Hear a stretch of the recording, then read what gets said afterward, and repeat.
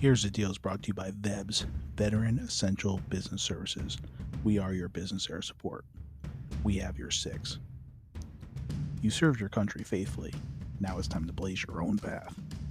Here's the Deal is a show for veterans, by veterans, to discuss real-world issues on how to start and run your own business. It's a cross between Dave Ramsey, Maria Bartiromo, and Joe Rogan. This is not academia. It's the truth. Here's the deal.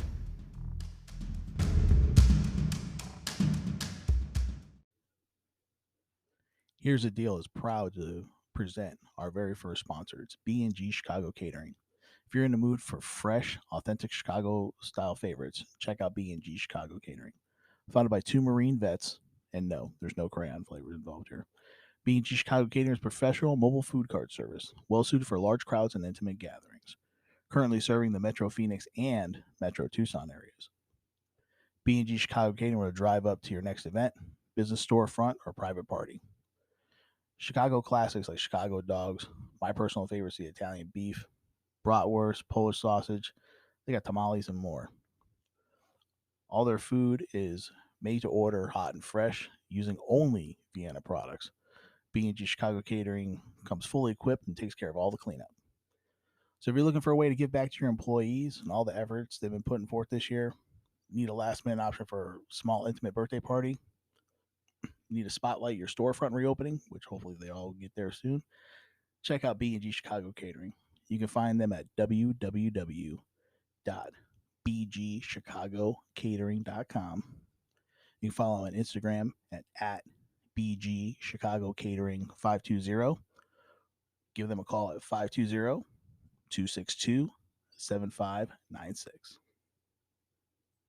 Hey everybody, how's it going? This is your host, Chris Flowers. Here's the Deal. I'm proud to announce the partnership between the City of Surprise and the AZ Tech Accelerator, where the show is now coming to you from. City Surprise, known them for years, Julie Neal, the whole economic development team, the mayor. They're great for small business. They really go all out. They actually repurposed their old city hall. They could have sold the property, they could have leased it out, whatever. But what they did is they repurposed it as an innovation hub for small businesses here in the City of Surprise. They do technology, innovation, collaborative co-workspace. So you have that shared workspace that a lot of people like to use now rather than leasing, an expensive office space. They also even have small business resource counseling, where I'm a speaker on business lending here quite a bit. And also they have free education webinars. So if you're a small business and you're located near the City of Surprise, maybe you're working from home, kind of outgrowing your space. You want to be around some maybe some other people to get innovative and collaborative, things like that. Come check out AZ Tech Accelerator. Come talk to Julie Neal. She's the host here. She takes care of it. This is her baby. So come talk to Julie, and you'll find that working with the City Surprise is a great resource for you and your business. Hey everybody, how's it going? This is your boy Chris Flowers, and I am here with Hanna Layton, and she is the president of Thrive. So she has a really good program for businesses that are looking to be more sustainable and more green, which of course everybody's getting behind that, of course. But there's also a really good program that she's working with veterans. But why am I still sitting here talking? I got Hanna on the phone. Let me let the expert talk about it. So Hanna, why don't you go ahead and introduce yourself and then talk to us a little bit and tell us about Thrive. Yeah, thank you, Chris. Hi, everyone. My name is Hanna Layton, and as Chris said, I'm the president and director of Thrive Consultancy. We are a kind of startup benefit corporation based in Arizona. We work to support entrepreneurs and small to medium-sized businesses to become environmentally responsible, socially empowering, and economically successful businesses. We really want to create more opportunity for success today without compromising the success of future generations. And I am really excited to be here and talk to you. I love this podcast. I've listened to a couple of episodes, and I have a program sponsored by the City of Phoenix, specifically for veterans living in Phoenix, to help them create their own sustainable food businesses. And I'm sure we'll get into that in a little bit, but thank you so much for having me. So you listened to the show a couple times and you still agreed to be on, which is kind of I did. scary. Which is kind of scary. You never know. Like, some people are like, "Yeah, I listened to your show." And yeah, I'm like, okay, well, I don't like. I'm not everybody's cup of tea either, so it is what it is. So, but like I said, the show's geared towards veterans, and if anybody doesn't like that, they can kiss my ass. So that's basically how that works. So that's why it's on a podcast and not on a radio station. So. I love it. I love podcasts. I love that you can be candid and, share stories and see where that inspires. I listen to your Employees Come First, and I feel like that really related to a lot of what I work on and really including like we are at a time where we have so many more choices right now, with how we do business, and we can choose to embed worker well-being, or we can just continue on this traditional exploitive path and deal with the massive burnout that we're doing now. So I appreciate you being candid about these issues and giving, people a different way to think about them and showing that there's more than just that option. Yeah, I really think it's important, like I said, because, we've all been in, the corporate world, and they're more worried about, being PC or being whatever, but they're not even necessarily like, hey, when was the last time they said, hey, how are you? What's going on? Is there anything I can do to help you? Like, you're here every day grinding your ass off helping the company, and that's great, but what are we doing to help you? What are we doing to help your family other than provide you with a paycheck? You know what I mean? It's like, how are things going? Things like that. So, Absolutely. I'm behind that. 100%. Yeah, workers are not machines. They are people, and we need to start treating them like that, and it needs to come from the top down, or we can do business different and start as entrepreneurs and build that into our business, from the get-go. That's 100% what I'm trying to do, is get people to think that way when they start their businesses. Just remember, hey, you were the employee once, so keep that in your mind. So how did Thrive start? Tell me about how you got this thing going on here. Talk to me about that.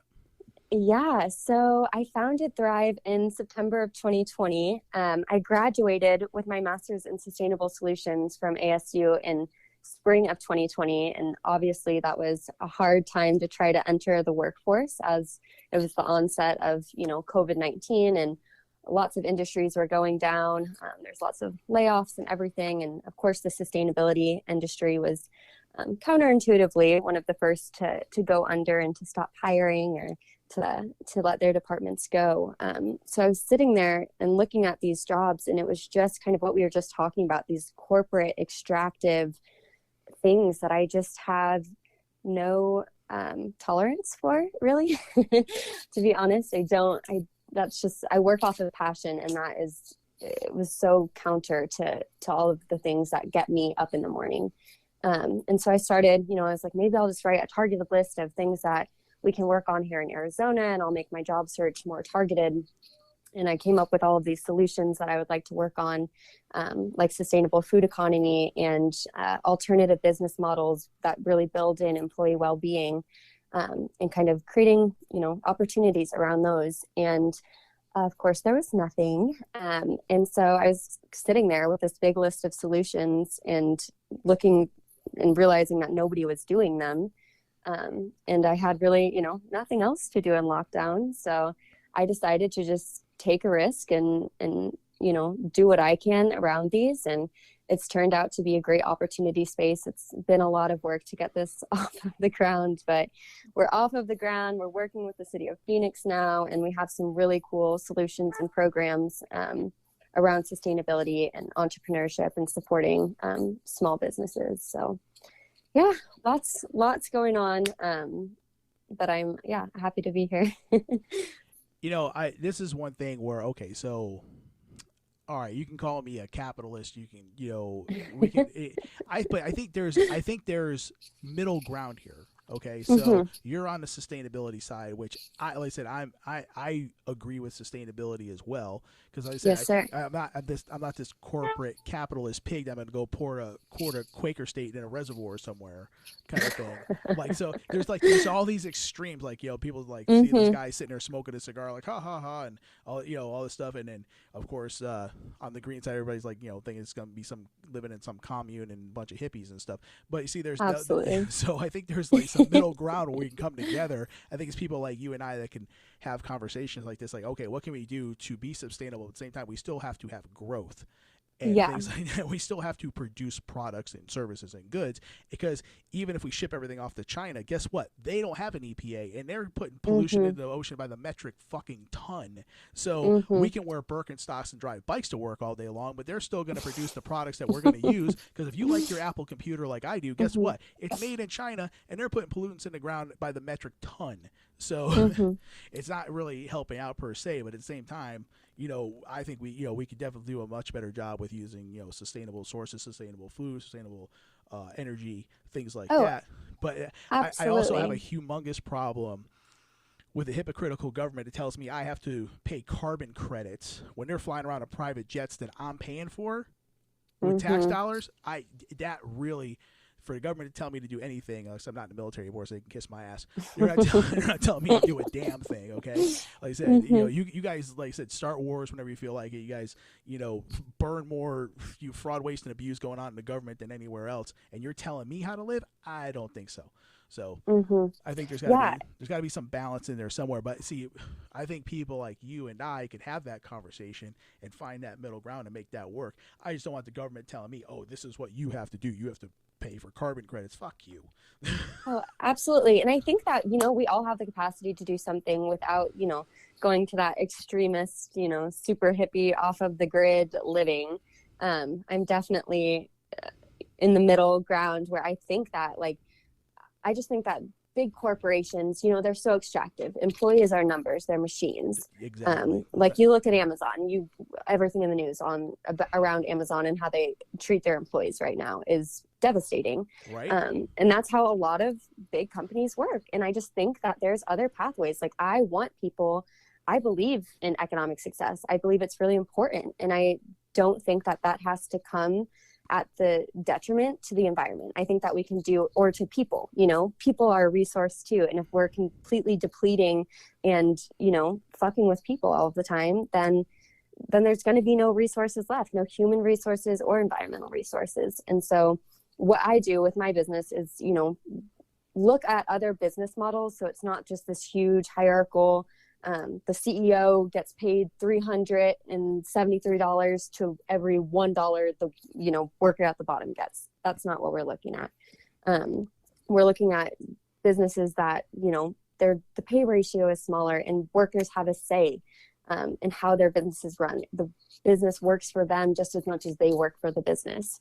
And that's how we get economic success with worker well-being and consideration for the environment, because we depend on these resources. We want to keep them going so we can keep using them and keep creating, keep being innovative, and so forth. No, I like I said, I agree with pretty much all that. I mean, it's like, I think that's a thing where there's always a middle ground. You're not going to Mm-hmm. get 100% of what you want, and I'm not going to get 100% what I want. That's called business Mm-hmm. negotiating. And I'm Mm-hmm. sure we can find that middle ground somewhere, but unfortunately, in this political climate, everything has to be extreme one way or extreme the other, and Mm-hmm. there's no middle ground to be found. Well, at least not between politicians, anyway. That's why we got to get them the hell out of the way, and let Absolutely. the business people do the solution finding. You guys just go in a corner somewhere and do what you do, Yeah. I guess, which is nothing. So, why don't you tell me a little bit, like, have you? I know obviously this is just starting, as new, Mm-hmm. and maybe the city of Phoenix thing is a success story. I wanted to see if you had any success stories as of just yet. But like I said, you're so new. But is there anything that you've been working on that where you've already made some like huge traction other than like the city project? So this has been my primary goal, is to get this. I worked on this program in grad school with a few of my colleagues, and we launched it. We piloted it with 8 women entrepreneurs, again in the onset of COVID. So there was a lot of challenges that came up with that, turning into the virtual environment, and trying to make this really interactive program still interactive online. It went well. We have our evaluation report. It shows that, with just a few tweaks, that this thing can really, really empower entrepreneurs to take control and to start a business at the end of it.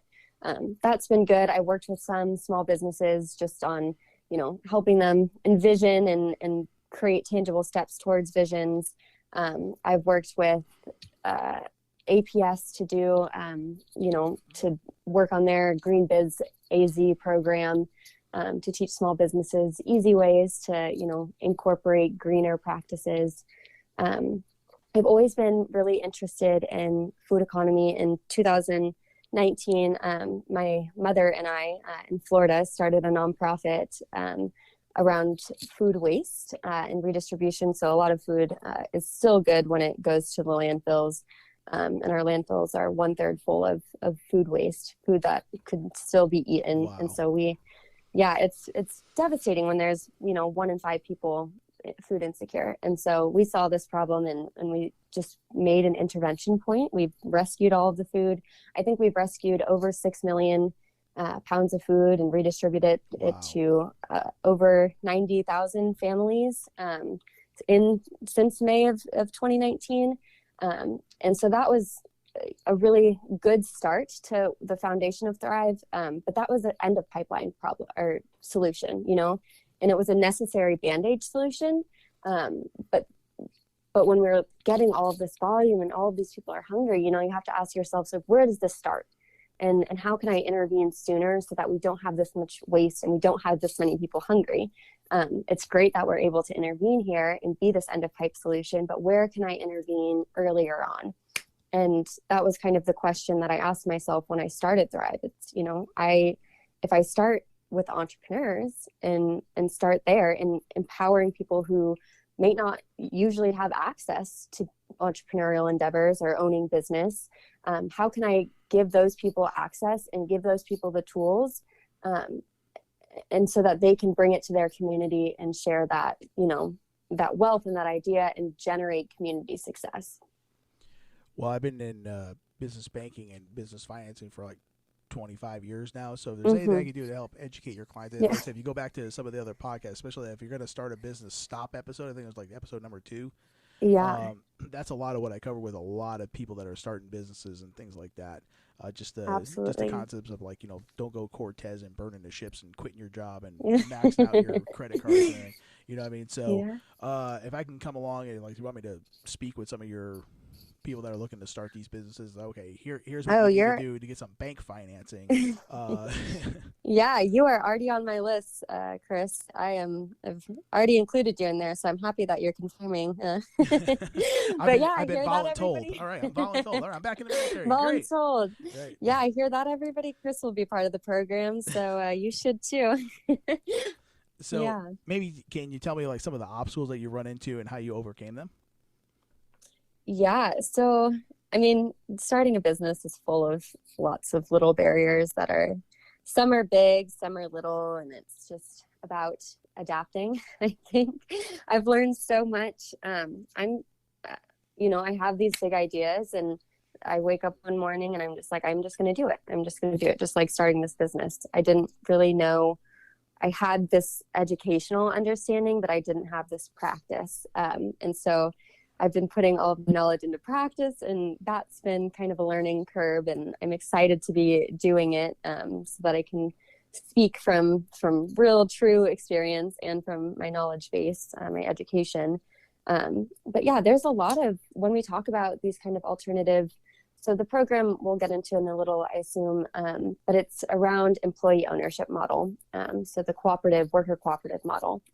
And that's kind of what I've been talking and creating. We have legislation in Arizona. It's yet to be activated because there's this big lack of knowledge around alternative business models. There's the traditional hierarchy model that everyone kind of understands and subscribes to. It's easy. It's been around for a long time. But when we talk about these other types of business models, like democratic workplaces, like cooperatives are, people don't really understand it. There's this education gap. It's the unknown. And it's strange and scary. Yeah. And some people have such a power trip. Like, no, I have to keep both hands like with grip on this thing. And I can't, if I relax my fingers even a little bit, it's out of my control. And what do I do now?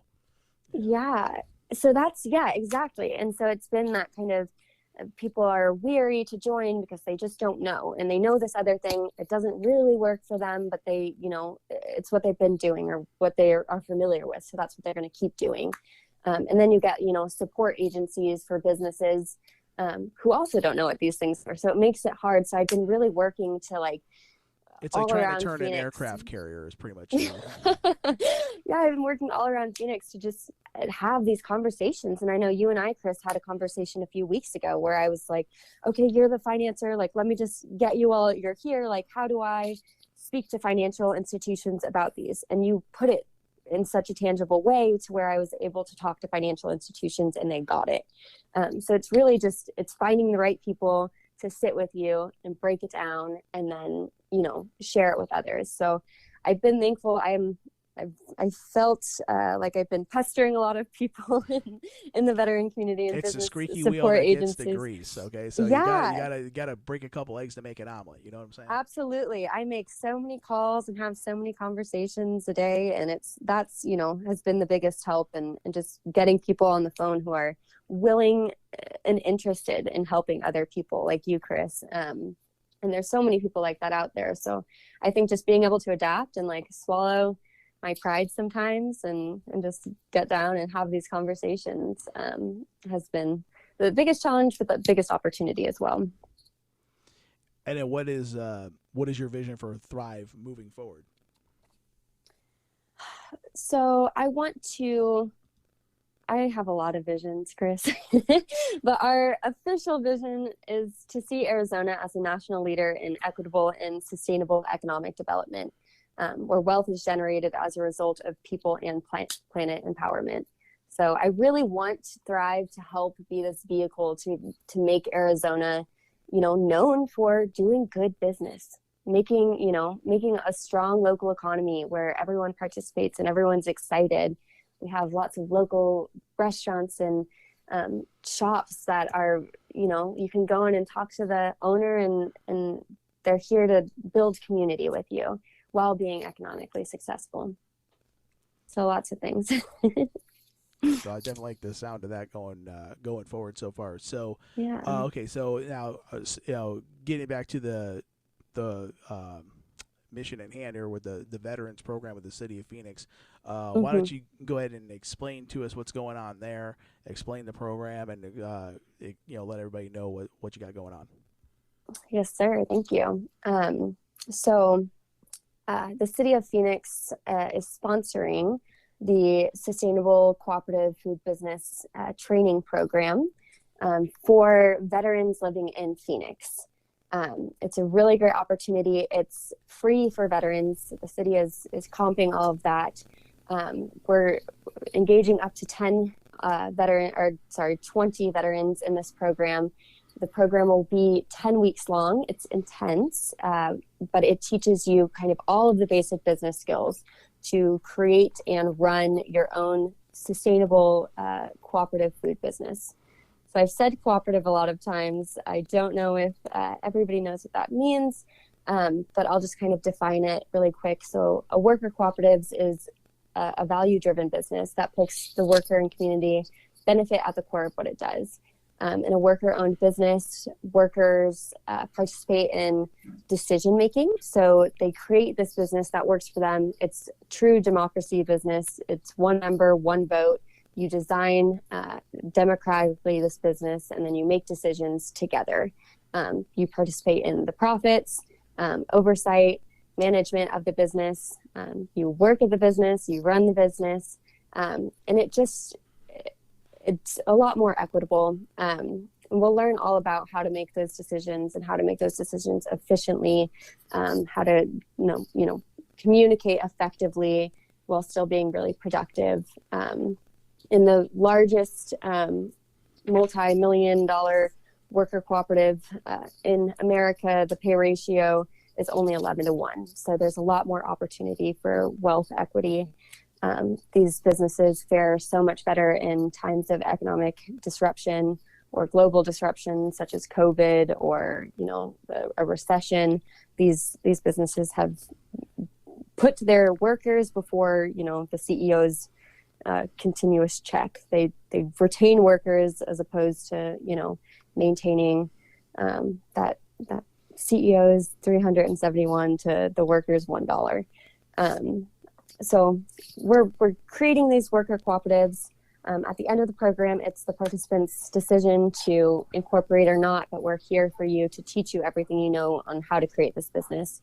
We are intervening in any part of the food economy. So you can, if you are passionate about food recycling, about food production, about food vending, anywhere, we can help you create a business around that. We also have a business in Phoenix who's looking to transition into a worker cooperative, and they are looking for worker owners. So you also have entering into an already established business as a pathway too. So you can be an entrepreneur, or you can learn how to join this other business. So multiple pathways for multiple types of learners and participants. Throughout the program, you're going to learn everything from product development, sustainable practices, like local sourcing, how to fundraise, how to market, how to budget, partnership development. We'll go on site tours so you can envision where your business will be and what it'll look like.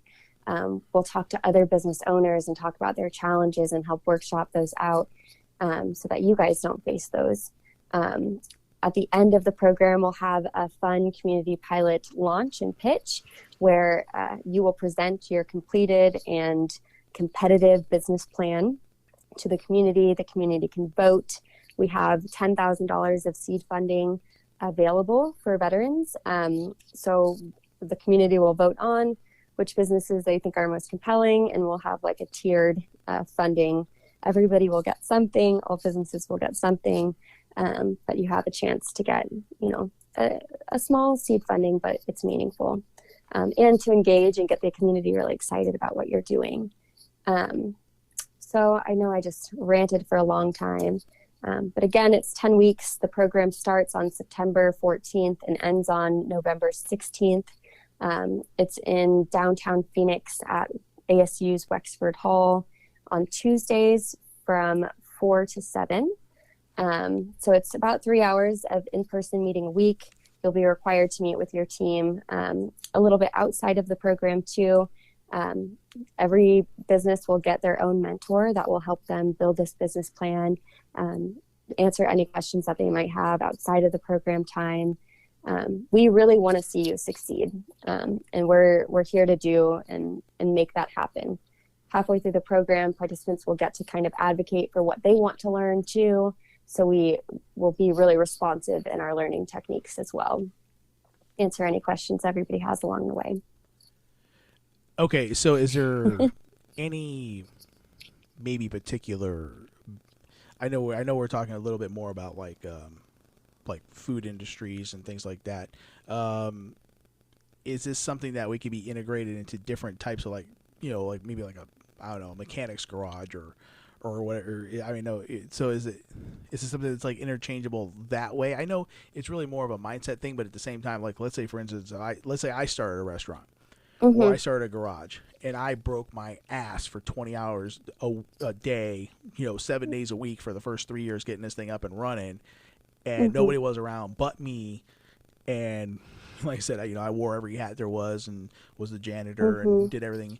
And now I do want to open it up a little bit. And I do want to treat the employees well, but I don't want mm-hmm. some kid coming in, and saying like, "Oh, I have as much say as you do." I'm like, "Kid, you haven't even swept the floors longer than I have." So so help me out with that a little bit. I guess from kind of to help maybe some of the other business owners, how you say, think to loosen the grip a little bit, but at the same time, it's at the end of the day, they're the one signing the front of the check, so obviously their say is going to be the most important. Yeah, so in terms of this program, we're focusing, like all of the context will be around food economy and how to build a sustainable food business. I think the cooperative model, though, can be really empowering. So it could be for people who are thinking about, they're retiring and they want to sell their business, but they don't want it to lose its integrity. So maybe they want to sell it to the workers, and all of the workers can collectively buy this business. That can be a really good way to activate the cooperative model and to loosen the grip a little. You can start to transition before retiring. The cooperative model requires owner kind of buy-in. So if a business did want to transition a bit, then the employees who want to be owners would have to kind of put their monetary gains into the business too. So it would there would be some sacrifice on the workers, front too. Also, most cooperatives have, like a 2-year, you have to be working and employed for me for at least 2 years before I consider making you a worker owner, before I let you buy into the company. So there's a lot of nuances. I wouldn't expect places to just be like, okay, let me just make, this employee I've had for a week to like make them more equal to me. Like there's still a little bit of a hierarchy.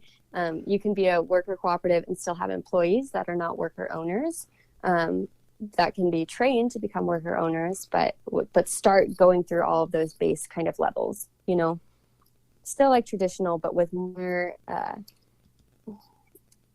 opportunity to reach the top at some point.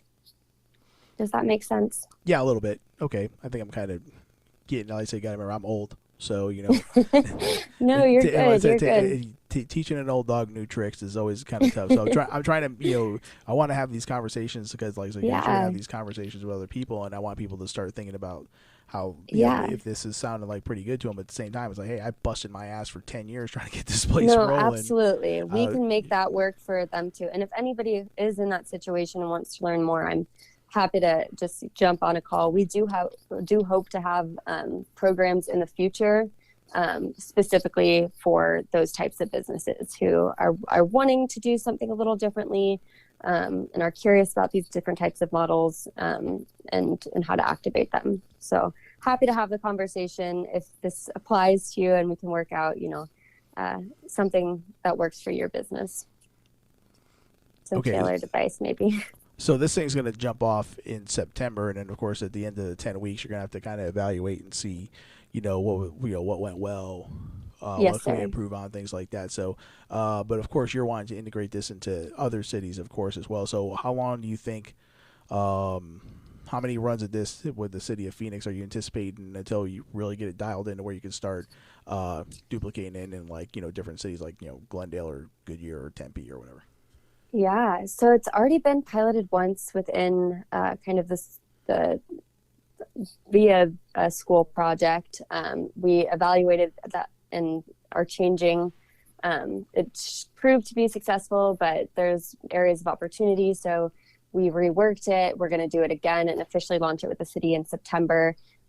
This program will also have a rigorous evaluation piece done by the School of Sustainability's Sustainable Food Enterprise Lab. So someone separate will be coming in, really reviewing, seeing what we can do better for the next iteration.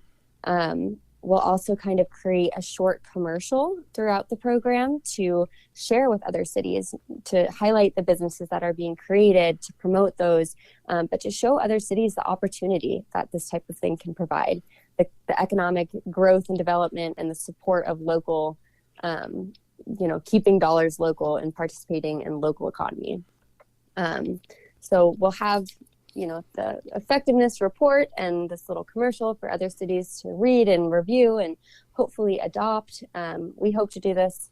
I hope to do this a few more times, the city of Phoenix, or in Phoenix in general, to really kind of create this ecosystem around and cooperatives around Phoenix. I hope to see Phoenix as a leader in the state of Arizona for local democratic businesses. Okay, is there anything that we haven't covered that you still want to talk about that we haven't touched on yet?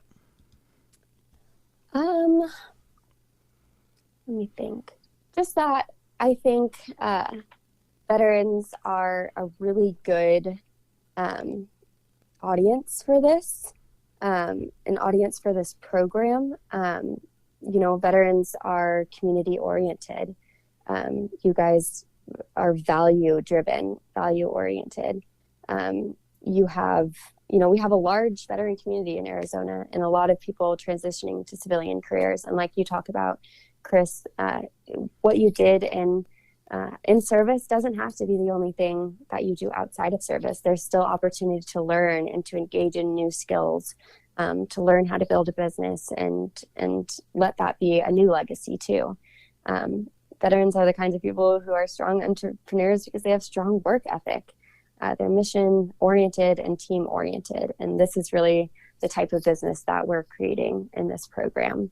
So I'm excited to do this with all of you. We have a lot of really great people like Chris, and veterans are really well supported. There's a lot of other programs or agencies that can provide support for after the program for your businesses.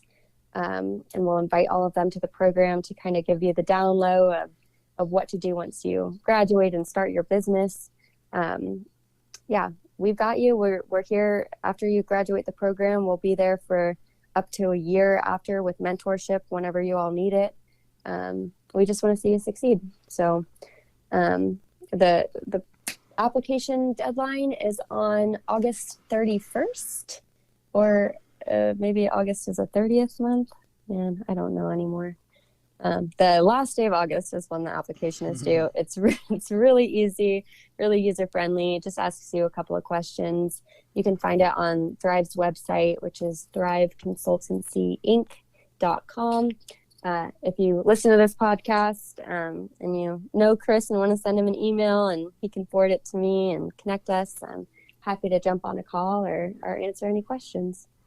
Yeah, I was just gonna ask like how we here on the show can help you out. And there is 31 days in August, by the way, just FYI. Oh, wonderful. Yeah, then it's 31st. So anything that we can do here on the show to help out, like I said, all you gotta do is just reach out to me and just say hey, and then I'm gonna do what I can to help you out, of course. So doing that. So give everybody the contact info one more time so that way they can get a hold of you. Yeah, it is. I'm not playing secretary for you all the time. So yeah, so my website is thriveconsultancyinc.com, and then the Gmail for us is thriveconsultancyinc@gmail.com. And I can pull up my work phone number too. Haven't had to use this much. And then if you want to call me, you can call me at 602-935-1731. And I'm happy to answer any questions or calls. All right. Well, I said I definitely appreciate you coming on the show. Thanks for being patient. We tried to get this thing going a couple times. Of course. Technical difficulties notwithstanding. So I appreciate you coming on and explaining all this to us and the listeners and things like that. And as I say, always, stay tuned, stay focused, stay motivated, listening to the show. We have more things coming up with more special guests like Hanna. So, once again, Hanna, thank you for your time. I greatly appreciate it. Thanks so much, Chris. All right, we'll talk to you soon. Thanks. Bye. I'd just like to take a second to close out the show like we always do. First of all, I got to give all thanks, honor, and glory to Jesus Christ, my Lord and Savior, because without him, I wouldn't even be on this planet anymore, let alone being able to do this show in the position that I'm in. And, of course, I have to also give thanks in addition to my wife and my family for just supporting me through all this and standing by me while we're going off on this new venture here. And last but not least, I got to give thanks to my brother Mario Aguirre of Fallen 360, because without him giving me the kick in the ass to get this thing started and working with me, getting me squared away on some equipment and stuff like that, and just always giving me tips and stuff, keep me moving forward. That brother is always going to be my partner in crime, so got to give thanks to him and Crystal. And, of course, to the sponsors, everybody sponsoring the show and keeping this thing afloat. If you hear about our sponsors on the show, please support them because they're supporting us and keeping everything going. So support the sponsors as well.